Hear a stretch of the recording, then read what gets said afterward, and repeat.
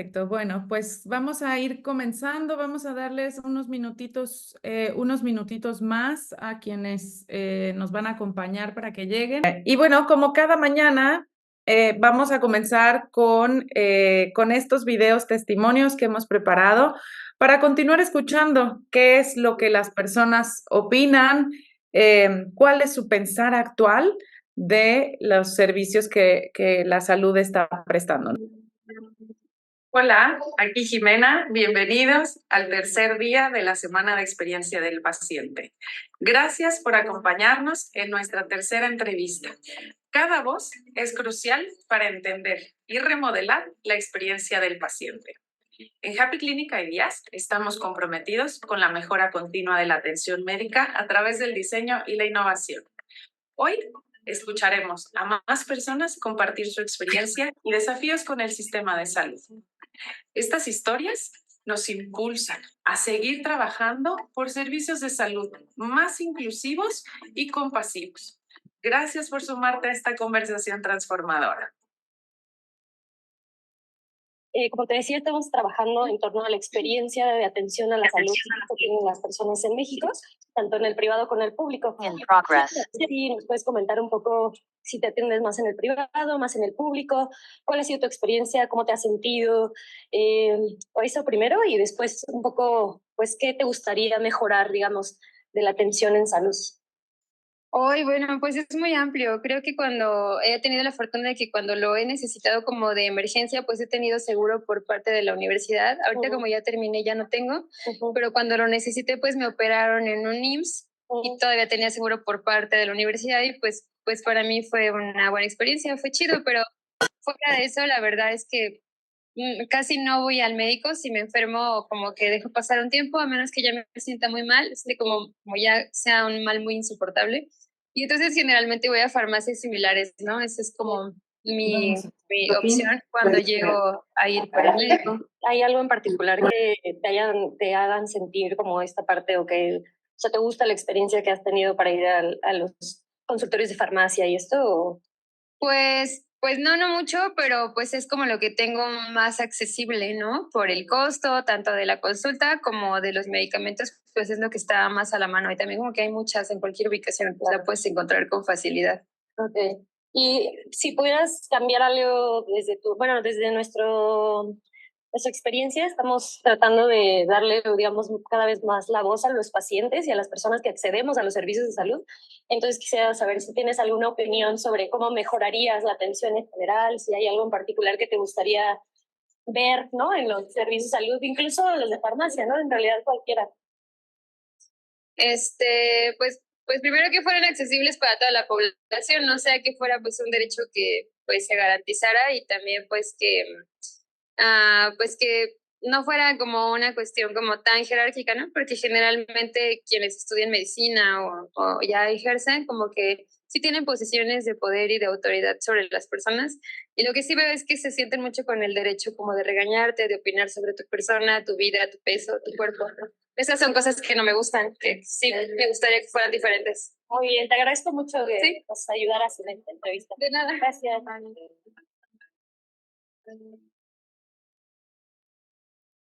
Bueno, pues como hemos visto en cada entrevista nos han hablado del acceso a la información, del acceso a la diversidad de servicios. Ahora nos compartían pues esta posición jerárquica, ¿no? Donde también la comunicación que nosotros tenemos hacia las personas que atendemos es fundamental que cuidemos esto y que nos preparemos bajo los nuevos... Perdón. bajo los nuevos, pues digamos, aspectos, ¿no? Que estamos tratando en la salud y cómo esto nos impacta. Y bueno, sin más, pues les presento a Carlos Besos. Él es nuestro aliado. Nos hemos aliado con el Instituto de Experiencia del Paciente de España ya desde el año pasado. Venimos trabajando y creando esfuerzos conjuntos para pues, promover mucho más y poder hacer realidad los proyectos de experiencia del paciente en México.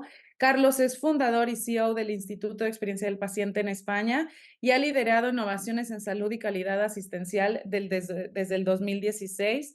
No le voy a robar más tiempo para que él mismo nos cuente un poco de su experiencia y pues nos pueda hablar de cómo medimos la experiencia del paciente, ¿no? ¿Cómo hacemos, cómo vemos que ese trabajo, ese proyecto que estamos ideando queda realmente hecho pues realidad y queda probado que sí estamos mejorando la experiencia? Adelante, Carlos, bienvenido y muchas gracias por acompañarnos en esta semana. Pues muchísimas gracias, Jimena. Muchísimas gracias a todo el equipo de Happy Clinic y, por supuesto, muchas gracias a todos los asistentes y profesionales de la salud que están viendo este webinar, ¿no? Para mí es un honor hablarles o compartir algunas experiencias con ustedes en México. Y bueno, vamos a, como decía Jimena, a trabajar o a abordar un poquito el tema de la medición de experiencia de paciente, centrándonos en dos puntos principales, que son los PROM y los PREM. Ahora explicaremos, para los que no lo sepan, en lo que consisten y cómo vamos a usar la inteligencia artificial para medirlo. Y ya con las herramientas de las que disponemos, es absurdo no hacerlo así, ¿no? Antes de empezar, sí que me gustaría narrarles una anécdota respecto a, a qué es medir la experiencia de paciente. Hace poco estábamos auditando un hospital en Asturias, en el norte de España, porque se querían certificar en Patients First, que es la certificación de experiencia de paciente, que también compartimos con Jimena. Una de las patitas de la auditoría es realizar un trabajo con pacientes para ver si todo lo que está haciendo el hospital realmente a ellos les llega y si les llega bien, porque nos ha pasado que algunas entidades sanitarias pues se han puesto a invertir a lo bestia y entonces los pacientes pues no lo perciben como ha sido diseñado, ¿no? Y de hecho es una medida que ahorra bastante dinero, ¿no? Pues entonces estábamos en esta fase cuando una de las señoras que estaba allí nos dijo: pero ¿cómo voy a poner yo una carita? Se refería a las caritas de los NPS, ¿no? Estos smileys, ¿no?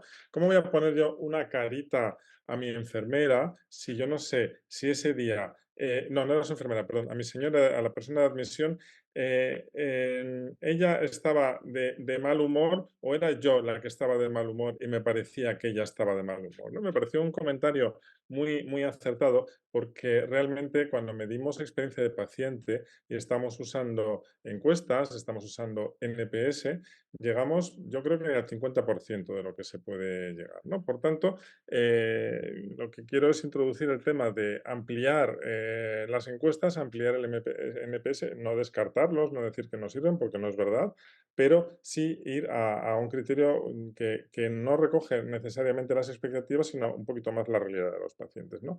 Y para eso sí que es conveniente entender qué es la experiencia de paciente y ustedes dirán, bueno, pues es que hay cientos de definiciones, ya lo sabemos, pero yo creo que es que hay un enfoque, ya vamos a llamarlo de hospitalidad y un enfoque de valor. El enfoque de hospitalidad es el que conocemos, por ejemplo, el del Bear Institute, ¿no? Que nos define la experiencia de paciente como la suma de las interacciones del paciente con nuestra organización sanitaria a lo largo del continuo del cuidado y moldeado por la cultura de la organización. Pero claro, si una persona tiene diabetes, la mayor parte de lo que sucede no está en nuestra organización. Sin embargo, que fuera, como nos está pasando en Colombia, estas personas tengan hábitos alimenticios que vienen muy condicionados por sus particularidades culturales, sociales, etcétera, sí nos condiciona. Lo tenemos que entender, lo tenemos que saber. Por lo tanto, si nosotros usamos una visión de experiencia de paciente de vamos a usar toda esa experiencia integral y vamos a mejorar nuestros procesos asistenciales, estamos creando valor. Mientras que si decimos, no, vamos a modificar las cosas para que el paciente esté contento y nos recomiende o vuelva, pues creamos valor, pero muchísimo menos, estamos creando hostelería. Entonces, hay que entender que la experiencia de paciente tiene muchas dimensiones y que hay que tenerlas en cuenta. Entonces, yendo al modelo que tenemos de la OMS, de entender la salud como algo integral, pues nosotros nos concentramos normalmente en la experiencia física, que es el dolor, es el sufrimiento. Es decir, cuando hablamos de hostelería y lo comparamos con un sistema muy importado del mundo anglosajón, donde es tener al paciente contento, pues la gente no viene al hospital porque quiere, como va al Starbucks, va porque sufre, ¿no? Entonces, su experiencia ya, para empezar, es de sufrimiento. En segundo lugar, la tendremos a confundir, no a confundir, a identificar, mejor dicho, solo con la calidad asistencial. Estamos siendo correctos, estamos siendo amables, los procesos son buenos, el tema va con rapidez, esté bien. Pero, por ejemplo, cuando una persona tiene, por ejemplo, un infarto, pues ahí empezamos con los temas emocionales. Entonces, el tema emocional no es, ay, qué pena, he sufrido un infarto, necesito que alguien me acompañe, sino em, mi cambio de vida, una vez que se me ha pasado el susto del infarto, me cuesta mucho porque tengo unas costumbres de 30, 40 años y ahora cambiarlas es tremendo. O cuando tenemos un cáncer, pues la familia a veces apoya, pero muchas veces se descompone. Eso lo tenemos que poder gestionar, ¿no? Tenemos temas sociales, como pues, si una persona es taxista y hay que ingresarlo, todos esos días deja de ingresar dinero. Una persona que es un ejecutivo, pues a lo mejor tiene una baja y pues lo echan de trabajo y además no puede litigar como un trabajador normal porque es que en cierta élite no te van a volver a contratar en la puñetera vida, perdón por la expresión, porque eso pasa, lo tenemos que saber. Y hay dimensión cultural o simbólica que es, nos afecta la adherencia. Por ejemplo, los pacientes de EPOC sí saben que deben tomar inhaladores, pero eso lo usan muchas veces los de rescate. ¿Por qué? Porque una vez que conoces la narrativa de los pacientes, dicen, no, es que no son pastillas. Y entonces dices, pero a ver, una persona educada, racional, ¿cómo es posible que no esté siguiendo las indicaciones racionales que le ha dado su médico? Primero, porque el médico no ha entendido que a lo mejor esta persona tiene necesidades, por ejemplo, como ver a su familia, tener más movilidad, etcétera, y le da un discurso farmacológico. Y dos, porque 120 años de publicidad, desde la aspirina hasta ahora, de la industria farmacéutica, en el sentido de que te tomas algo y te curas, están muy presentes en nuestro inconsciente, ¿no? Y luego están todos los temas culturales, por ejemplo, que vemos en otros países latinoamericanos, de remedios herbales, acudir al curandero, que esto también pasa en España, por ejemplo, y está normalizado en algunos sitios, o creencias de que los hombres tienen que comer más porque son los proveedores y contra las que tenemos que luchar, pero no podemos usar discursos racionales porque no van a funcionar. Tenemos que entender todo esto, ¿no? Por lo tanto, tenemos una vivencia que es integral en todos estos planos y esto es lo que queremos medir. Y además queremos conocer esta experiencia así de integral. ¿Por qué? Porque queremos un impacto clínico, unos resultados en salud, queremos mejorar la calidad de vida y queremos reducir nuestros costes. Es decir, no lo hacemos solo por qué bonito tener el paciente en el centro, que sí, pero sobre todo queremos generar valor e ir mucho más allá de esta hospitalidad que además es un concepto de marketing que en salud, como ven, es muy compleja y no se puede hacer tan sencillo de hago una campaña, vienen pacientes, ¿no? Entonces, estamos viendo un cambio que es global, estos son datos de España, pero en México seguro que son parecidos, donde vemos cómo la esperanza de vida entre 1900 y 2022, bueno, ahora podrías actualizarlo un poquito 2024, pues ha crecido muchísimo, estamos en 70, 80 años y esto hace Hola que Luis, buenos días. los pacientes con cronicidades, por ejemplo, necesitan ser monitorizados. Necesitamos que las personas gestionen su propia patología. Tenemos herramientas tecnológicas que nos permiten un gran volumen de datos, ¿no? Por lo tanto, tenemos medidas que van más allá de las encuestas y que se enfocan a esta visión integral de la experiencia de paciente, que son los resultados reportados por los pacientes, ahora entramos en los que son los PROM, y las experiencias reportadas por los pacientes, ¿no? Y para distinguirlo un poquito, pues tenemos los clinical outcomes clásicos que tenemos en el círculo superior izquierdo, que se obtienen mediante analíticas, pruebas, etcétera, que nos hablan, yo que sé, de metástasis, de la presencia de anemia, bueno, fallecimientos puros y duros. Tenemos los resultados reportados por los pacientes que no podemos medir directamente, que nos los tienen que decir ellos, que pueden ser pues fatiga, temas visuales, ansiedad, etcétera, que medimos con escalas, esos son los PROM.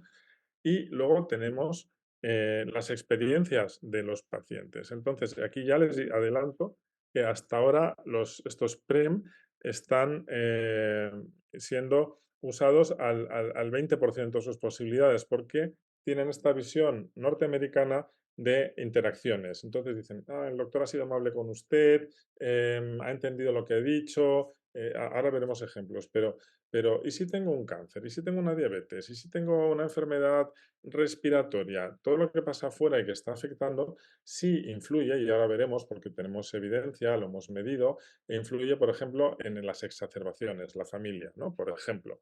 Entonces tenemos que conocer esta experiencia y poder medirla de la manera más abierta posible. Entonces vamos básicamente a lo que es un PROM, que no sé, me imagino que están ya muy familiarizados, que son cualquier escala, cualquier informe procedente de los pacientes sin interpretación por parte de los médicos. Es decir, una escala, por ejemplo, de dolor, de cuánto te duele de 1 a 10, ¿no? Eso alguien puede decir, es interpretable, seguro, pero objetivamos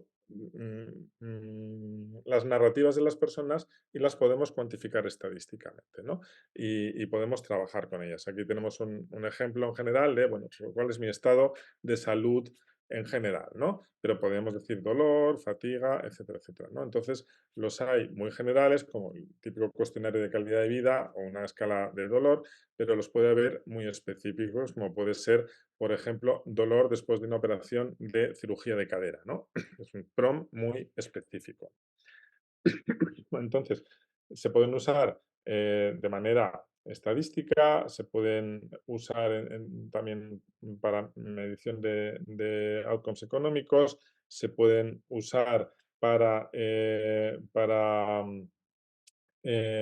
correlaciones, etcétera, ¿no? Entonces, aquí tenemos que podemos tener evaluaciones de monitorización individual. Es una herramienta muy poderosa de comunicación entre médico y paciente. Usamos la escala como modo de comunicación. En vez de, ay, bueno, es que tengo aquí una cosa en el hombro, les podemos hablar de tipos de dolor, les podemos hablar de síntomas, tienen un valor predictivo muy importante porque hay metaanálisis que demuestran que, por ejemplo, en cáncer puedes incrementar el tiempo de vida hasta en 5 meses o te puedes adelantar a un montón de efectos de problemas futuros, viendo sintomatologías que empiezan a emerger en la conversación. Este tema se lleva a las reuniones clínicas, es decir, tiene un valor en sí mismo como herramienta terapéutica muy grande, pero también podemos usarlo, pues eso, de monitorización, de análisis de calidad, cribado de problemas en salud y llegar hasta una escala poblacional, ¿no?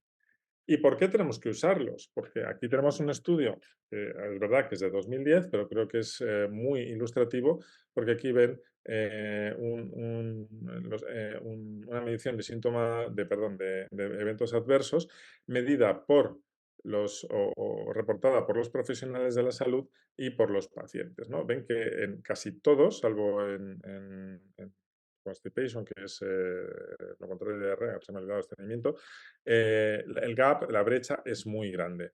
Y las dos son verdad, porque tenemos unas medidas objetivas, pero tenemos unas medidas de cómo lo percibe la persona y, por tanto, qué reacción va a tener. Por ejemplo, personas polimedicadas van, y porque es un caso real de proyecto que hemos tenido, se quitan pastillas porque tienen percepciones, ¿no? Y entonces tenemos que poder tener una herramienta para medirlo, ¿no?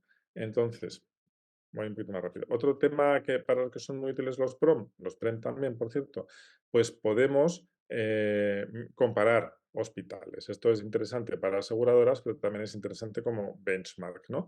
Entonces, de hecho, tenemos un caso muy bueno ahora en Cataluña de todos nuestros PROM nos dicen que después de la operación de artroplastia tenemos unos índices buenísimos de recuperación, etcétera, etcétera, pero 3 meses más tarde caen. ¿Qué ha pasado? ¿Qué ha pasado? ¿Por qué lo estamos haciendo tan mal? Pero si todo está fenomenal.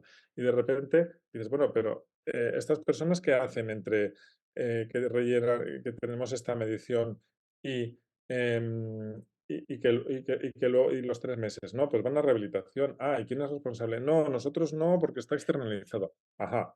Entonces, se os ha escapado una medición importante de un partner, de un tercero, y aquí estáis súper abajo en la escala y hemos identificado un problema, que es que la rehabilitación no la tenéis controlada. Entonces, nos sirve porque nos hemos comparado con otros, no solo vemos nosotros mismos si subimos o bajamos, sino decimos, el hospital de la comarca de al lado tiene estos PROM muchos más altos. ¿Qué pasa? Bueno, pues que ha controlado su rehabilitación, ¿no? O que no la ha externalizado, o que les ha puesto en el contrato la obligación de realizar PROM, etcétera, ¿no? Y bueno, la literatura nos dice que al final, bueno, pues los PROM nos ayudan a manejar la comunicación paciente-profesional, mejoran la satisfacción y son muy buenos para monitorizar tratamiento y sobre todo para medir la experiencia de pacientes, porque al final nuestros resultados en salud se manifiestan no solo en lo que medimos objetivamente como analíticas, sino al final la percepción de dolor, de recuperación, etcétera, etcétera, etcétera, ¿no? Y PROM hay muchísimos, hay un montón de organismos que los tienen, el más famoso es ICHOM, que trata de estandarizarlos, y ahora les diré que eso es un error, y les enseñaré un caso de Colombia de por qué no debemos estandarizar PROMs. No podemos hacer un PROM que se ha hecho, el otro día había una conferencia de Julio Mayol, que es un cirujano español líder en innovación tecnológica, y decimos, todos sabemos que hay estudios que se hacen en la Clínica Mayo en Baltimore con 300 sujetos y se supone que representan al mundo, ¿no? Entonces, claro, te da la risa porque no es así, ¿no? Pero de todas maneras, aunque no estandaricemos, tenemos PROMs en la OCDE, tenemos muchos PROMs en español en BiblioPro y siempre es muy interesante hacer una adaptación local, que no cuesta mucho esfuerzo, ¿no? Bueno, del tema PROM pasamos al tema PREM, que son, y ahora veremos cómo se aplica. Pues PREM es un instrumento, un cuestionario también de la percepción de la persona sobre su experiencia con la atención o el servicio sanitario. Y allí eh, tenemos, por ejemplo, un caso del NHS británico y aquí ves pues, cómo van midiendo, se ven los datos, ¿no? Se ve la evolución, por ejemplo, cómo son los tiempos de espera, si hay apoyo emocional, cómo es el tema de decisiones compartidas, cómo es la comunicación, etcétera, etcétera, ¿no? Vemos esta parte más soft, pero que sí tiene un impacto tanto en la recuperación como, y lo veremos más adelante, en los resultados en salud, ¿no?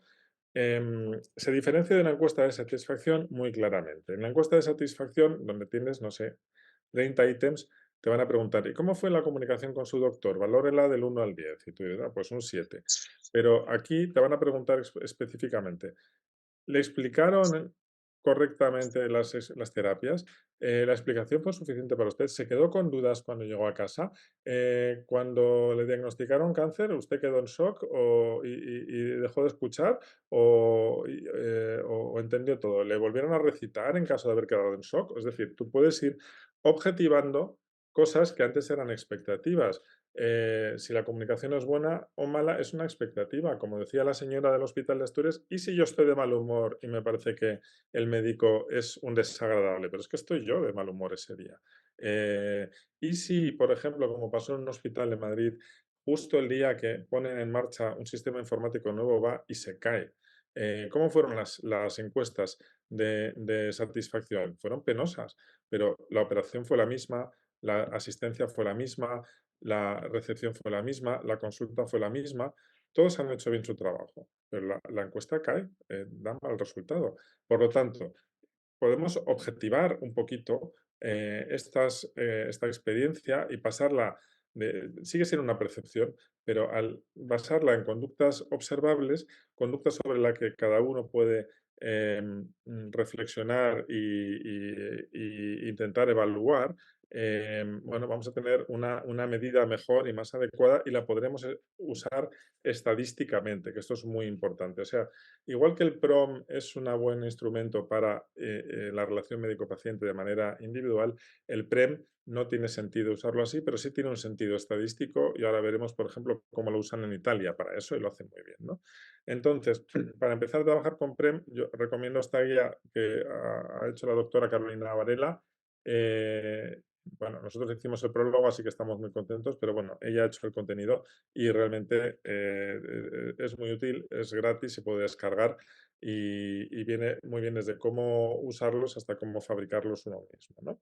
Entonces, vuelvo a mi idea o a nuestra idea, perdón, de que la experiencia de paciente es global, que tiene muchas dimensiones y por eso necesitamos medirla, ¿no? Entonces, ¿qué podemos medir con los PREM? Podemos medir la gestión del tiempo, podemos medir la calidad de las visitas, podemos medir si nuestra información es comprensible, ¿no? El otro día estábamos en un proyecto y decía, no, es que el médico me regaña y me habla en términos técnicos que no entiendo, ¿no? O sea, eso lo podemos medir si lo estamos haciendo, porque nos va a impactar y ahora vemos por qué es importante. En este caso real de enfermedad renal crónica con diabetes, en este caso real, que el médico no explique en un lenguaje que una persona de un nivel cultural más bien bajo y de trasfondo indígena pueda entender, significa que va a abandonar la terapia.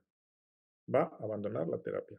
Por lo tanto, entender qué estamos haciendo mal, entender esa experiencia de paciente global, como les decía, no ya, ay, le hemos atendido bien, es muy importante. Entonces, con la terapia la abandona un 60% de las personas, no estamos cumpliendo con nuestra misión, vamos a tener unos malos resultados y nuestras aseguradoras al final nos van a apretar. Al final vamos a tener un problema económico también, ¿no?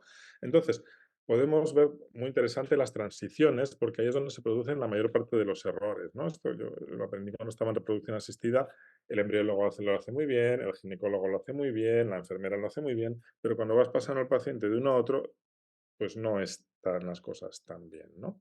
Y bueno, así podemos medir un montón de cosas con cuestionarios y preguntarnos, ¿pero tenemos que freír a la gente a cuestionarios? Digo, no. Vamos a ver. Si, si lo hacemos con estos PREM basados en el modelo del Brain Institute de interacciones, tendremos que freírlos a cuestionarios porque habrá que medir todo. Pero si vamos a un modelo integral de la experiencia de paciente hecho para generar valor, tenemos que medir cosas que están fuera de nuestro control. Y el 90% de los eventos están fuera de nuestro control. Por tanto, tenemos que ir a unos PREM que llamamos de segunda generación, donde estén los estilos de vida, la familia, la integración social. Y me van a decir, pero bueno, si nos has dicho que hay que simplificarlos, que no tenemos que poner un PREM para todo, pues precisamente. Tenemos que hacer un buen estudio de la experiencia de paciente. Hace poco un hospital nos enseñó muy orgullosos sus PREM, ¿no? Y entonces, yo digo, qué interesante. Entonces, los pacientes que han contribuido a esto, y dijeron, ¿los pacientes? ¿Quién? Entonces, habían hecho justo esto que vamos a hacer, que hemos visto. Navegabilidad, calidad de la visita, o sea, unos cuestionarios larguísimos que los pacientes no podían responder y que encima para ellos no sabemos si tienen alguna relevancia o no tienen relevancia. Si vamos, por ejemplo, a los PREM de diabetes del sistema sueco o del sistema británico, tienen 100 preguntas, que 100 preguntas no las puede responder nadie salvo que hagas un estudio y eso es muy caro, ¿no? Y no lo puedes usar en el día a día. Entonces vamos a ver de manera práctica cómo se puede usar esto en el día a día y cómo se hace. Aquí el modelo, a pesar de que he dicho que el cuestionario este del NHS tiene 100 ítems y que no es práctico, en realidad los maestros son los británicos, lo hacen muy bien, tienen cuestionarios más adaptados que este el de diabetes y aquí tenemos un caso, por ejemplo, para urgencias, ¿no? Entonces, ven, por ejemplo, un tema muy importante es en urgencias la comunicación. ¿Por qué? Porque estás en shock, porque no solo estás en shock, sino estás en un estado de una emocionalidad altísima, puedes reaccionar con violencia, pues se te puede cruzar un cable, ¿no? Entonces, fíjense cómo preguntan conductas observables, ¿no? Me explicó completamente hasta cierto punto, no me explicó nada, yo no necesitaba, lo entendí todo, no me acuerdo, que suele ser lo normal, etcétera, etcétera. Y lo mismo con los temas infantiles, ¿no? Aquí vemos un caso muy claro de cómo podemos medir la experiencia de paciente con conductas observables y ya no es una encuesta de satisfacción, ¿no? Aquí vemos otro caso que es el del servicio de ambulancia y que está súper bien hecho, porque fíjense, como estos no son las preguntas, pero son los bloques, ¿no? Y ven que hay un verbatim, ¿no? En inglés, bueno, ha sido muy bien o estuvo muy bien, que no me hicieron sentir como una tercera persona, como un número más, etcétera, etcétera. Esto es una narrativa. Eso es una narrativa, son las historias que nos cuentan los pacientes, pero esto lo tenemos que convertir en algo objetivable, mejor dicho.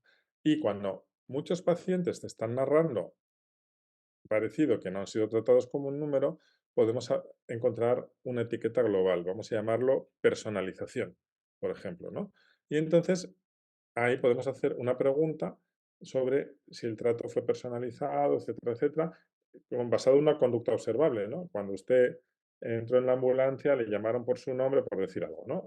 O tenían preparada la historia clínica y sabían lo que le pasaba y además le agarraron la mano, ¿no? Ya puedes ver conductas observables, ¿no? Ven que tienen estas etiquetas grandes, comunicación, profesionalidad, ¿no? Que la podemos definir nosotros o podemos dejar que la defina el usuario, que es nuestro cliente, ¿no?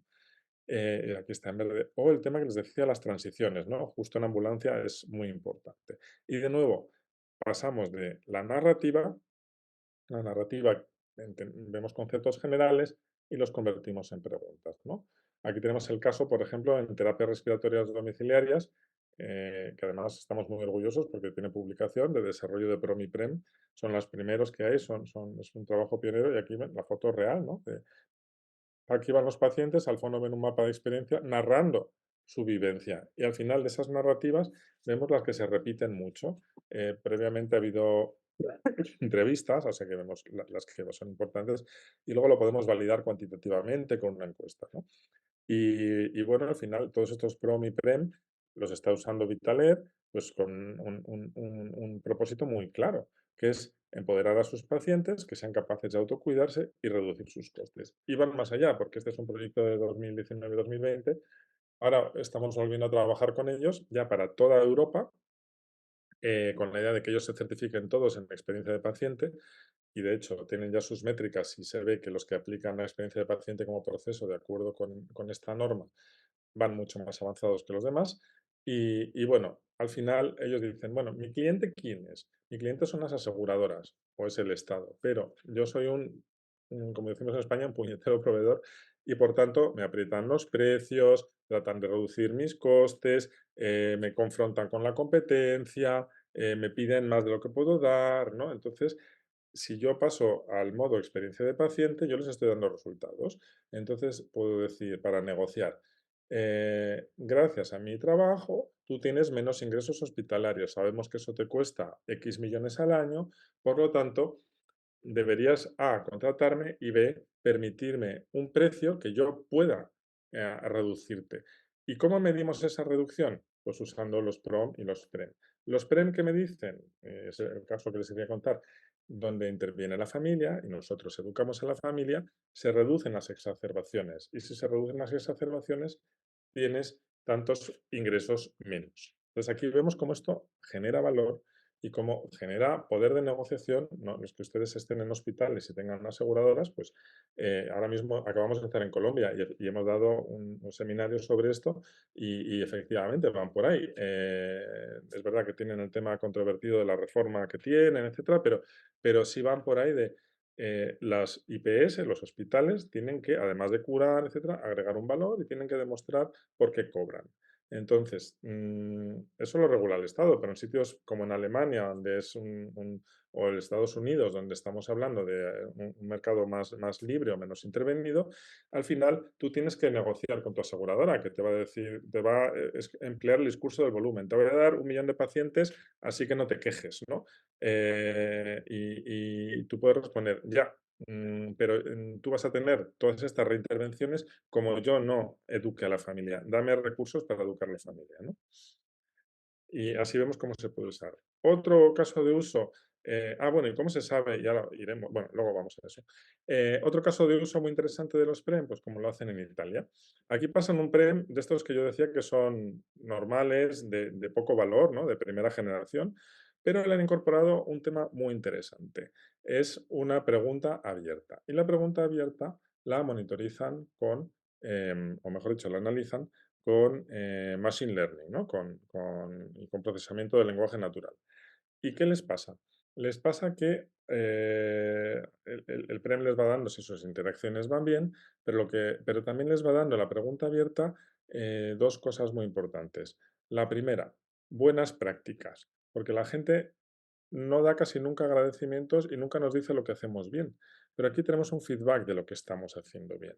Con lo cual, tenemos ya un registro de buenas prácticas. Y dos, imaginemos que, no sé, me lo invento, que tenemos un problema de amabilidad en la atención, ¿no? Y entonces el PREM este nos va diciendo, la señorita de la atención es muy antipática, es muy antipática. Y formamos a esta señorita y ya no es antipática y ese problema desaparece, ¿no? Pero no desaparece de golpe, van bajando las quejas, ¿no?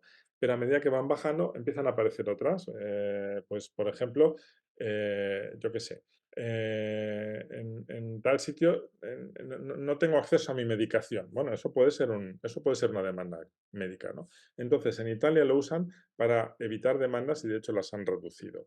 Por lo tanto, el PREM, si lo enfocamos de la manera, como decía al principio, americana, hospitalidad, pues es como una encuesta de satisfacción objetivada, un valor relativo. Pero si lo aplicamos como los italianos o como Vitaler, como una herramienta de generación de valor, de entender qué es lo que está pasando mucho más allá de nuestras interacciones, de repente vamos a ver o que aumentamos negocios o que reducimos costes, en este caso de litigio, ¿no? De costes judiciales y de demandas que además nos van a crear no solo gastos, sino mala imagen, ¿no? Y aquí caso en que estamos trabajando actualmente, que esta foto es de hace un mes o menos, que es lo que decía, fabricar el PREM de la enfermedad renal crónica en la región de Córdoba, en Colombia. Entonces, aquí ven qué tipo de gente son, ¿no? Tenemos gente pues de un nivel sociocultural bajo, trasfondo indígena, todos con enfermedad renal crónica asociada a diabetes. Y una lección muy importante de este PREM es que aquí hay conductas completamente distintas que en Europa, muy mediadas culturalmente. El hombre es un proveedor, esto en Europa es un insulto, porque hay un tema de igualdad. No digo que es mejor o peor, sino sencillamente que es así. Con lo cual, si venimos con un cuestionario sueco, igualitario, de que somos todos perfectos y pues aquí en Colombia no lo van a entender, para empezar, ¿no? Otros temas, pues el no ser igualitario implica que, ven este señor que tiene de azul, ¿no? Tiene cierta obesidad, es que él lo decía, es que yo soy el proveedor y tengo que comer más, así, ¿no? Entonces, de nuevo, esto en Europa chocaría mucho, pero es que allí es normal. Entonces, es una realidad. Por lo tanto, el PREM la tiene que tener en cuenta. ¿Por qué la tiene que tener en cuenta? ¿Porque vamos a hacer un estudio sociológico? No, porque el cambio de hábitos es lo más difícil que tienen y, por tanto, las clínicas que están invirtiendo en un programa de enfermería de acompañamiento, que tienen en cuenta estos patrones culturales, tienen muchísimo más éxito porque hay mucha más adherencia a los tratamientos y, por tanto, mucho mejor control de la enfermedad. De nuevo, una herramienta de negociación frente a la aseguradora y en estos momentos convulsos por la reforma sanitaria, una herramienta también frente al Estado, es decir, oiga, yo estoy haciendo aquí mi función social, así que no entre en mi negocio porque lo estoy cumpliendo y además se lo puedo demostrar con números, ¿no? Todo esto está muy bien, pero no es nada si no usamos herramientas tecnológicas que nos permitan vincular los datos en salud, los PROM, los PREM y los datos sociodemográficos.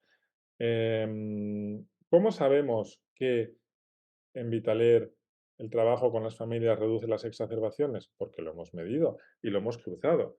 Hemos cruzado y hemos visto las pautas que se producen cuando tienes los PROM y aparece familia y los PREM y los PROM donde aparece exacerbaciones. Entonces hay una correlación entre una y otra. Aquí tenemos un caso, por ejemplo, que está actualmente en marcha en enfermedades reumatológicas en el hospital, lo diré, perdón, que lo tengo a punto de lengua, Hospital Ramón y Cajal de Madrid, que es uno de los más grandes, bueno, pues tiene un programa de decisiones compartidas y entonces aquí están cruzando PROM, PREM y datos clínicos y están viendo cómo las decisiones compartidas no solo mejoran los resultados clínicos, sino que bajan el coste, el gasto farmacéutico. Y ven ustedes aquí abajo que hay un cuadro de mando. Es decir, ven que hay como unas agujitas, ¿no? Pues aquí estamos viendo factores de salud que podemos controlar.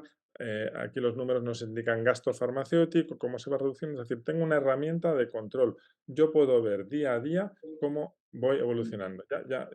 Bueno, los PROM y los PREP no hay que medirlos todos los días, ¿no? Cada 3 meses, cada 6 meses, eso se ve, ¿no?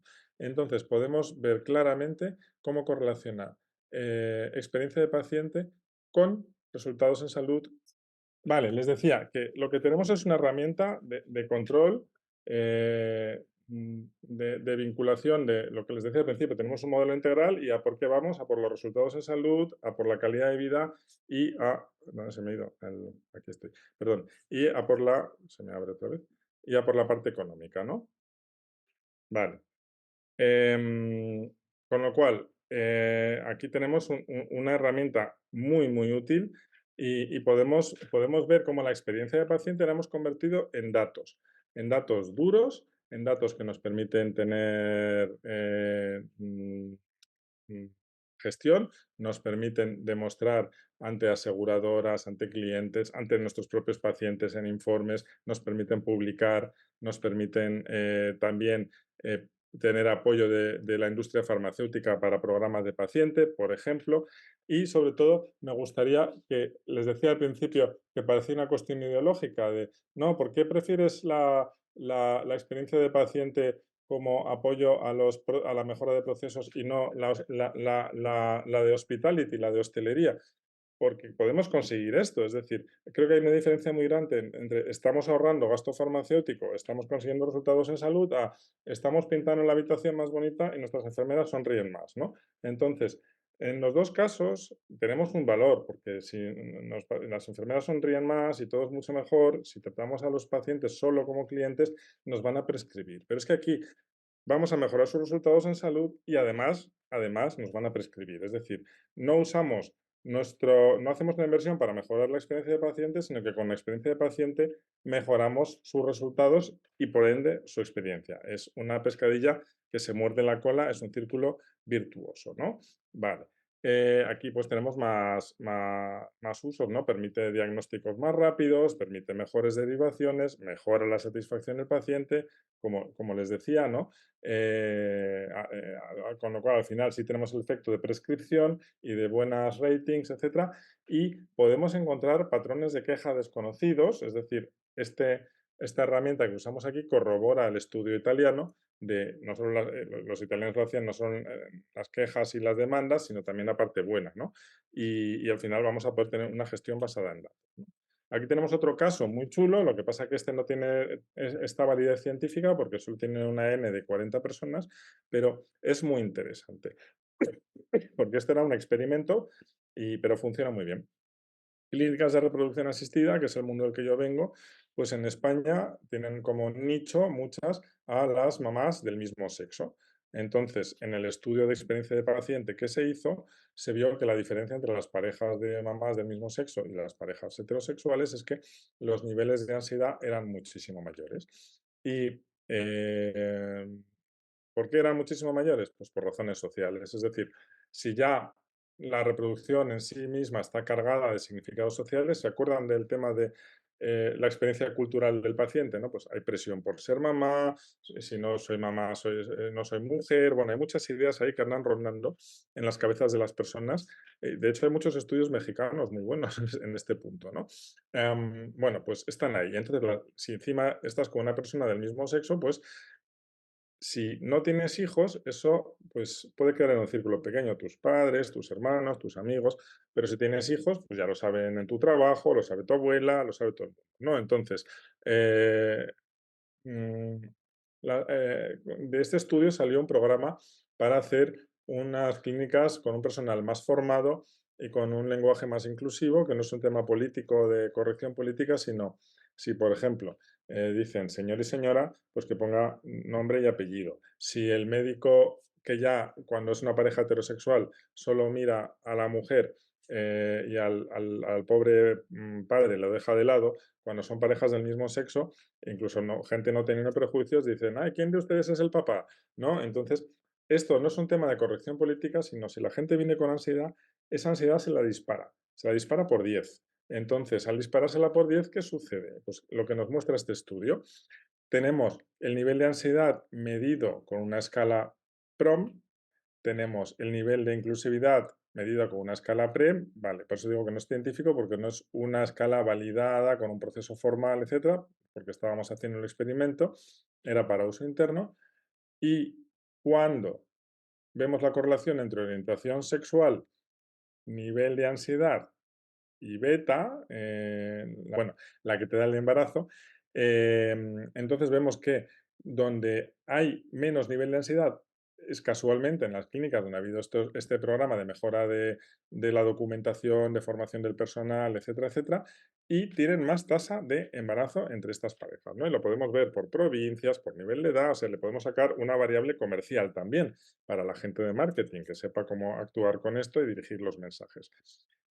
Otro caso, que este sí es científico y que está muy bien, es el uso de PROM en un programa de HIV en el Hospital Puerta de Hierro en Madrid, donde gracias al trabajo de PROM, pues empiezan a aparecer cosas que nunca se tratan, que son los problemas de calidad de vida, los problemas con deterioro cognitivo, los problemas psicológicos muy fuertes, los problemas de estigma social, que el médico sabe que existen, pero no sabe cómo influyen. Y aquí lo que les decía en el diálogo, puedes hablar sobre estas cosas, derivar mejor a psiquiatría, derivar a psicología, etcétera. Me llamó la atención que el médico dijo, si yo tuviera 1 hora con cada paciente, no me haría falta los PROM, ¿no? Y es verdad, porque al final los PROM son una herramienta también de comunicación y, claro, la medicina también tiene que ser de escucha, pero no tenemos tiempo para escuchar bien, ¿no? Entonces, esto nos va a apoyar muchísimo, ¿no? Aquí otro estudio colombiano, que no es el que les he presentado antes, pero el uso de Promiprem estándar en el caso de diabetes y, de nuevo, aquí había problemas culturales, ¿no? Entonces, es un estudio sobre la diabetes asociada a fallo renal y cardíaco, y entonces una de las cosas que nos mostraban los PREM era bueno, pues el tema de creencias culturales y como por ejemplo las mujeres que les bajaba la libido tenían problemas de pareja y al tener problemas de pareja perdían muchas sus ingresos. Por lo tanto, no tomaban la medicación para no tener problemas de pareja y no perder sus ingresos. Entonces, estaban comprando medicación y no consumiéndola. Fuente de gasto. Y aquí, bueno, esto es un pantallazo real, es decir, podemos ver si estamos trabajando, podemos medir, o sea, algo que sospechamos que pasa y que es como una intuición, no lo sabemos, ya tenemos datos concretos con los que ir al laboratorio, con los que ir a la aseguradora y decir, hágame un programa con las organizaciones de base para que eduquen no a las mujeres, sino a los señores. Págame un programa para los empleadores de barrio que cuando los hombres tienen ganas de orinar y van 7 veces, ya no los contratan, porque no son trabajos precarios. Págame esto. Y de hecho lo pagan y entonces puedes ver los cambios, ¿no? Entonces, en conclusión, la experiencia de paciente es un conocimiento accionable, no es para hacer hostelería solo, sino nos sirve para hacer mejoras. Estas mejoras nos producen resultados muy claros, como nos dice la literatura y lo corrobora, en salud, en calidad de vida y económicos. Esa experiencia de paciente, que es al principio intuitiva, cualitativa, narrativa, la convertimos en datos. Y esos datos los podemos correlacionar con los datos de salud, con los datos de población y con los datos económicos. Y la tecnología lo que es un multiplicador de esto. Y podemos, por una inversión relativamente modesta, perdón, porque ya los sistemas de inteligencia artificial o de machine learning no son lo de hace 5 años, pues tenemos que tener conocimiento, datos, gestión para nuestra estrategia, para seguimiento operativo y para toma de decisiones, tanto del día a día como a largo plazo, ¿no? Y tenemos una herramienta de control de gasto que funciona muy bien, ¿no? Por lo tanto, generamos un círculo virtuoso por el hecho de entrar a medir la experiencia de paciente. Y esto es todo lo que les quería contar, así que muchísimas gracias. No sé si tienen preguntas, estoy a su disposición. Muchas gracias, Carlos. Siempre maravillosas tus ponencias. ¿Alguna pregunta, algún comentario que quisieran hacerle a Carlos? Adelante, Dan, por favor. Hola, ¿qué tal? Doctora Jimena, gusto saludarte y doctor Gusto. Carlos, muchas gracias por la plática.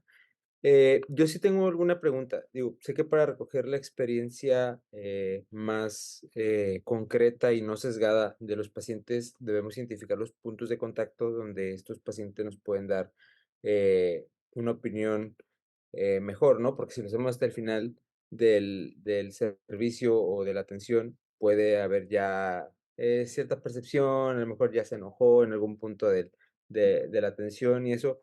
¿Cómo identificamos cuáles son los puntos de contacto más correctos para recolectar estos prompts y premios? Vale, ahí es muy buena pregunta, porque yo la he vivido además en primera persona. Pero es interesante e importante hacer un mapa de experiencia de paciente.